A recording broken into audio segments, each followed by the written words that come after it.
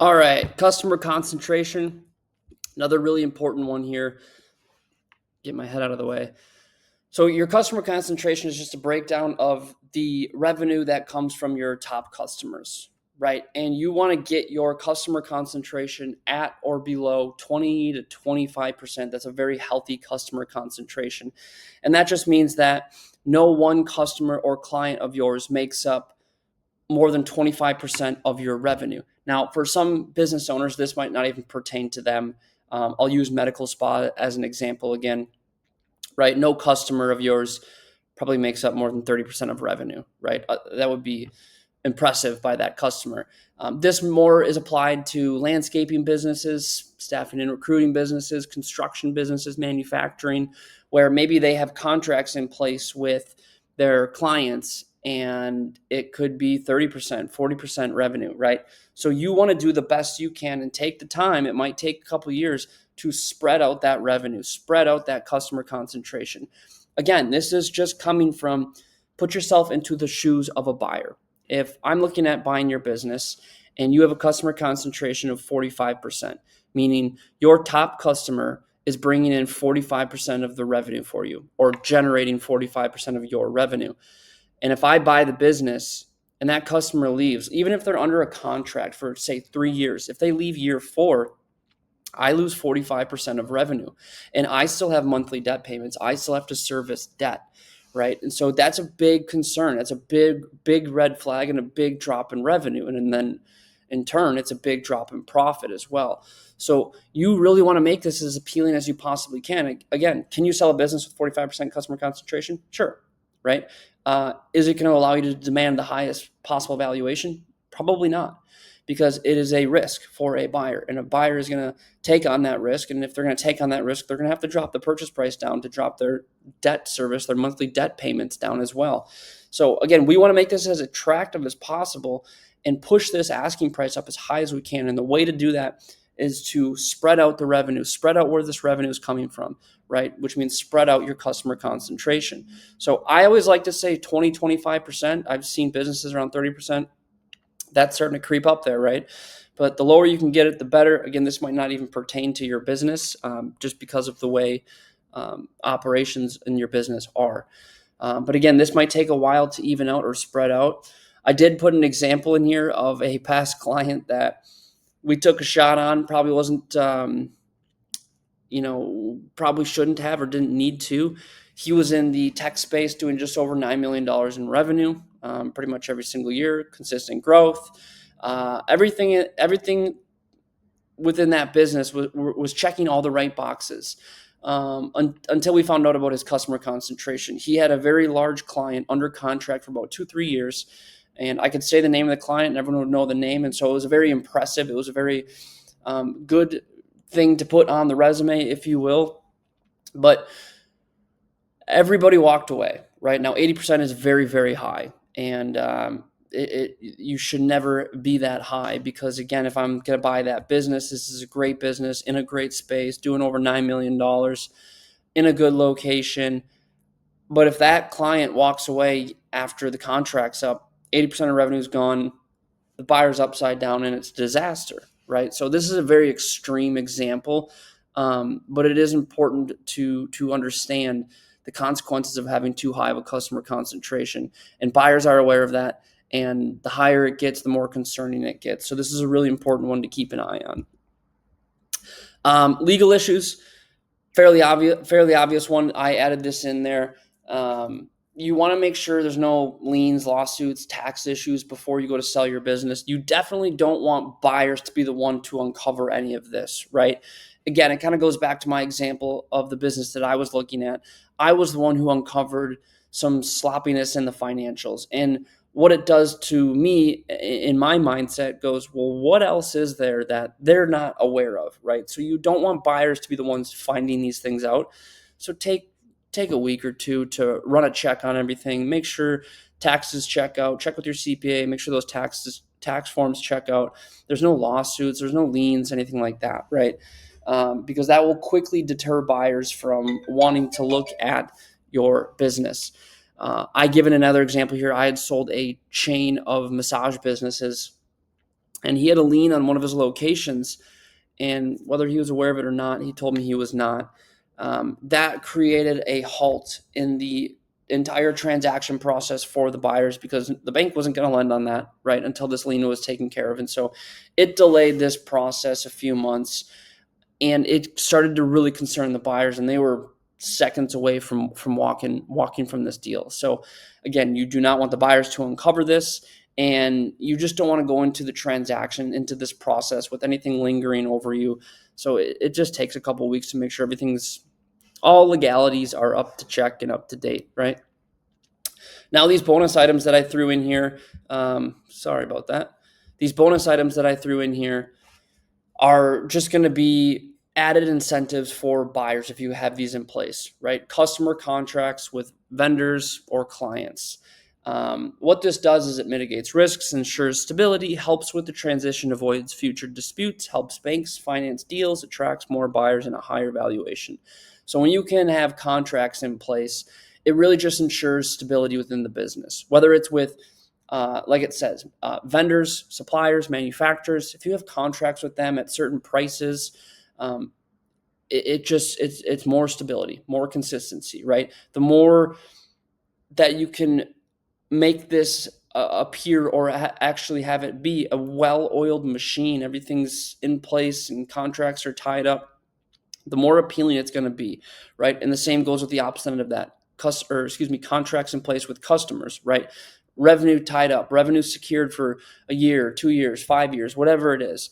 It's more appealing. So again, this might not apply for everyone's business, for every industry, but if you can start to implement some of these contracts, it's just going to make it look more appealing for buyers or any investor that wants to take a look at your business.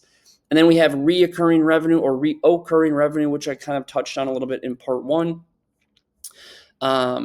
Again, predictable cash flow, lowers buyer risk, more easily scalable, customer loyalty, retention, streamlined operations, and easier to finance deals, resulting in a higher valuation. So this is, again, securing customer contracts, some sort of subscription, revenue subscription, or reoccurring revenue, right? And again, I use the example in part one of the landscape.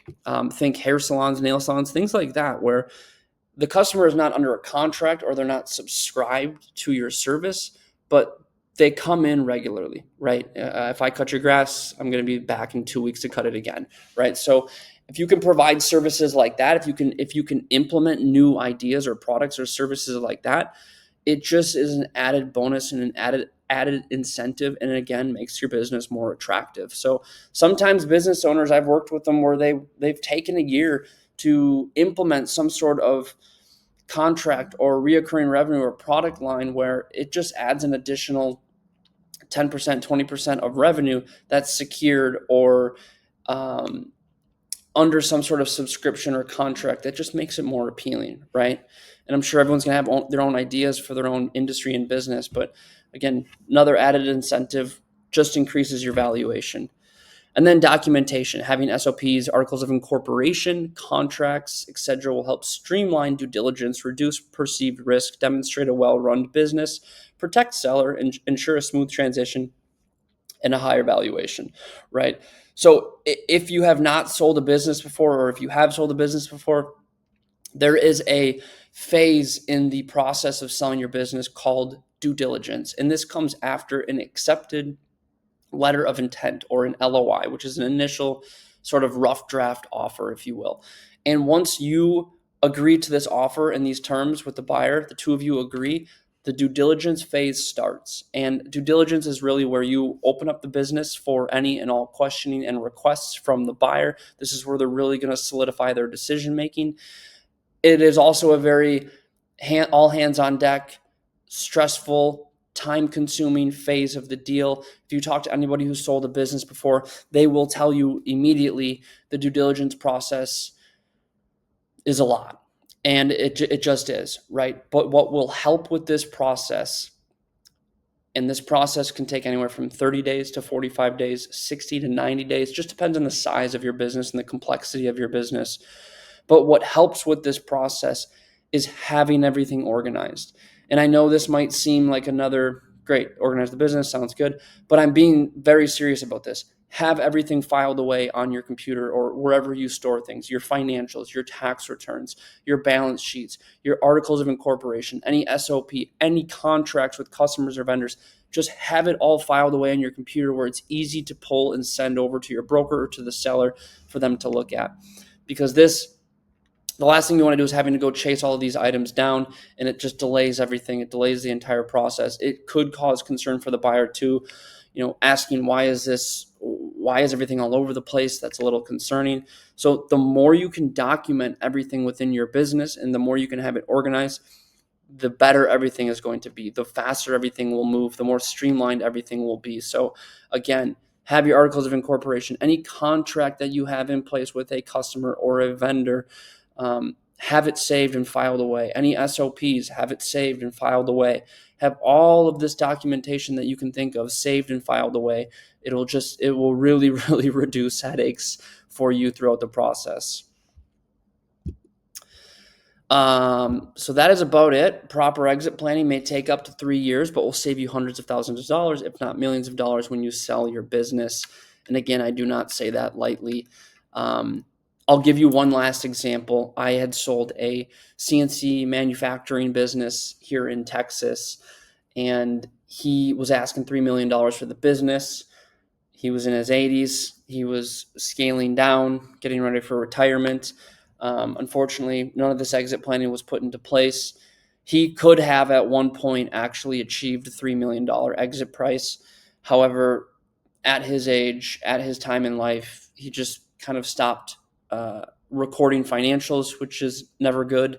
Didn't have any of that documentation, which made selling his business very, very difficult. And we were lucky enough, I was able to find somebody within the industry that was trying to expand geographically. You're a strategic buyer here. And he saw the benefit of acquiring his business in that location so he could expand his overflow business at that location. But he had no financials to base his offer off of in terms of what was the business cash flowing. This was more of a strategic play for breaking into a new area. And so he did not get that $3 million sale. It was almost $1 million less, which is just very sad and unfortunate. And it all could have been prevented if he would have kept his financials organized, kept tracking his financials. So there were not a lot of numbers to go off of here. It was very difficult to organize that part of it. So I do not say that lightly when it can actually save you millions of dollars, hundreds of thousands of dollars. If you just take the time to implement all of these things before you go to sell your business, it doesn't need to be too complex. It is not rocket science, just organization, cleanliness, tracking, keeping customer concentration low, having some contracts in place if you can. Start to remove yourself from the business. Don't have it solely dependent on you or the ownership of the business. And you will get really good asking prices or really good offers on your business. So I hope this was helpful. Again, my name is Jordan Kelleher. I'm the founder of Kelleher Acquisitions. I'm a broker at Kelleher Acquisitions. Our website is here for more information. There's articles and blogs on how to sell your business, how to value your business, prepping your business for sale.